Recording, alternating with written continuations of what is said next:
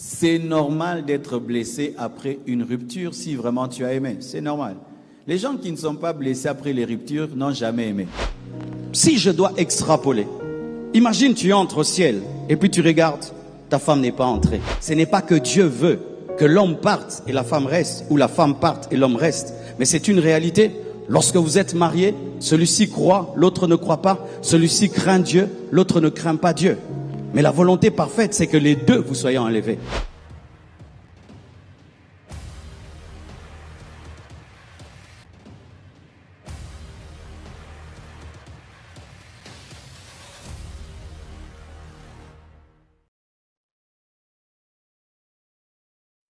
Salut la famille et bienvenue sur cette nouvelle actualité. Alors c'est votre première fois de découvrir cette plateforme, n'hésite pas de t'abonner et d'activer la cloche de notification pour rester connecté lorsque nous serons en train de publier de nouvelles contenus. Après le décès du conjoint, un veuf ou une veuve est entièrement libre de se remarier. L'apôtre Paul autorise le remariage des veuves en 1 Corinthiens 7. Le remariage après le décès du conjoint ou de conjointe est tout à fait acceptable aux yeux de Dieu. En parlant de serviteurs de Dieu, dans la religion chrétienne, les pasteurs sont libres de se marier et de fonder une famille. Contrairement aux prêtres, le ministère pastoral n'est soumis à aucun vœu de célibat et est considéré comme compatible avec une vie de famille saine et équilibrée. En effet, le pasteur, en tant que guide spirituel, sa vie de famille enrichit sa réflexion théologique et lui permet d'apporter des enseignements pertinents à sa communauté. Ainsi, le mariage d'un pasteur n'est pas un obstacle, mais plutôt une force dans l'exercice de son ministère. Lorsque Dieu, dans sa souveraineté, révèle à son serviteur celle avec qui ils chemineront dans le ministère, on attend voir un puissant ministère réussi et approuvé de tout le monde, puisqu'il s'agit justement de sa propre volonté. En cela, personne ne pourrait s'y opposer à cette décision.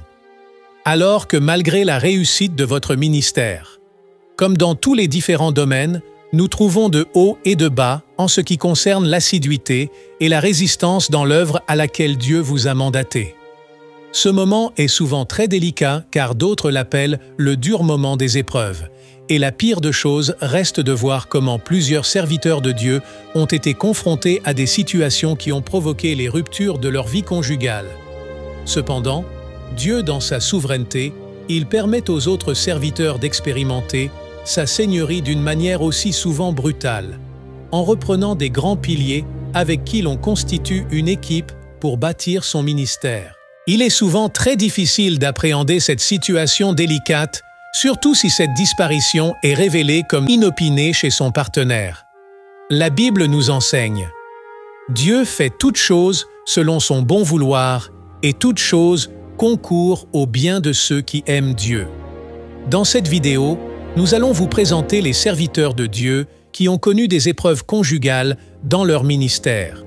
Nous trouvons plusieurs dans le monde, mais nous allons citer quelques-uns.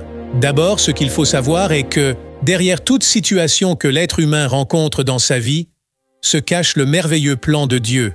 On commence avec le pasteur burkinabé, l'apôtre Mamadou Karambiri. Cet humble serviteur de Dieu a connu une rupture avec celle qui était son partenaire, son épouse et la mère de ses enfants. Cependant, sur un plan privé, le pasteur Karambiri a épousé en premières noces Marie-Sophie Tou, une infirmière d'État en service à la pédiatrie de l'hôpital Yalgado Ouedraogo. Ils ont eu ensemble 4 enfants, 2 filles et 2 garçons. Par la grâce de Dieu, ce pasteur avait attendu 2 ans pour qu'il s'est remarié avec Hortense Palme en 2010, qui est pasteur au Centre international d'évangélisation de Ouagadougou, dirigé par son mari, le pasteur Mamadou Karambiri. Elle est aujourd'hui appelée communément Maman Hortense Karambiri. Ensemble, ils forment un couple pastoral dévoué à l'œuvre de Dieu.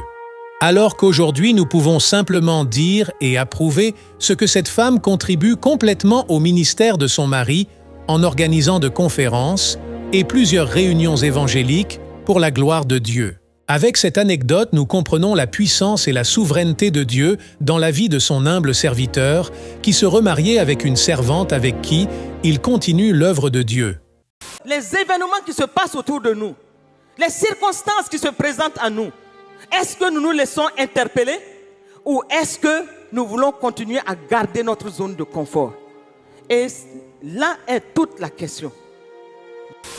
Aussi un bon exemple pour tous ceux qui ont connu des ruptures amoureuses dans leur ministère. Sachez-le bien que rien ne perdu, car Dieu est capable de susciter de nouvelles servantes qui pourront vous accompagner dans le ministère. Deuxièmement, nous voyons un grand homme de Dieu qui avait marqué son époque alors qu'il était puissamment utilisé par Dieu, le prophète William Marion Branham. Ce prophète avait également perdu sa femme Hope Brumbach en 1937, avec qui ils ont eu 2 enfants, et il a attendu 4 ans avant de se remarier avec Meda Broy, avec qui ils ont eu 3 enfants. Troisièmement, nous avons le pasteur congolais Marcelo Tunazi, qui vient de perdre sa femme appelée Odia Kandolo Blanche en ce même année 2024, et ensemble, ils ont eu 4 enfants. Après 2 mois passés, le pasteur Marcelo ne s'est pas encore remarié à une seconde épouse. Toutefois, seul Dieu s'est réconforté et lui révélé la femme qu'il faut selon le poids de son ministère. Quatrièmement, l'épouse du prophète camerounais, Ferdinand Ekane. En 2021, Dieu a décidé de retirer celle qui le soutenait dans le ministère, la prophétesse Mumi Shalom Ekane, alors qu'elle laisse derrière elle une fille, Jemima. Et ça fait déjà plus de 2 ans passés que le prophète ne s'est pas remarié à une nouvelle femme. Que pensez-vous de cette situation et quels conseils prodigueriez-vous à ce serviteur? Merci pour votre attention. Si cette vidéo vous a été utile, alors n'hésitez pas de le partager avec vos contacts pour une plus grande visibilité.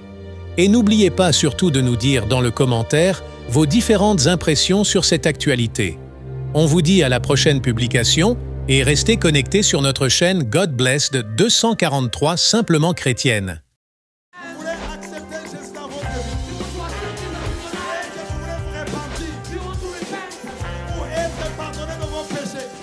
C'est pourquoi, mes amis, vous ne pouvez pas croire dans un prophète qui vient, qui dit que lui, il est le chemin. J'étais païen, j'étais beau. Je deviens chrétien, je deviens vilain. Comment? Le silence, ce n'est pas un vide, c'est un puissant langage de celui qui sait ce qu'il fait. C'est le langage du mature. La personne qui est mature répond 2 fois par le silence, se tait seulement. Si le ciel s'est réconcilié avec la terre par la croix,